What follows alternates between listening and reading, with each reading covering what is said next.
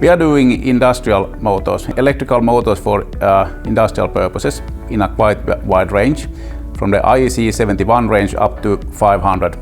We are manufacturing around 70,000 motors per year. We started to think about fiber lasers some maybe 3 years back.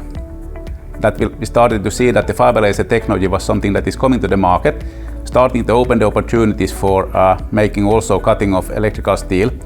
And it's opening the possibilities for us to have a full freedom in designing and tailoring our products, and also lowering the risk of, for example, tooling, with the fiber laser opening up new parts to be faster when doing prototyping work, for example. So this is giving us really good opportunities to speed up the path to the market with new products. So our machine, I would say, is some kind of first of what we have been doing with the integration. So it's integrated to a blanking machine that is doing the blank for cutting. We have 2 robots.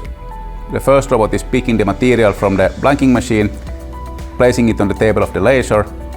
The laser is doing the cutting job, and the robot number 2 is then sorting out the material from the table and piling it up on the pallets on the unloading stations. We need a high speed because we have a long cutting path, and we need very, very tough tolerances and accuracy of the machine.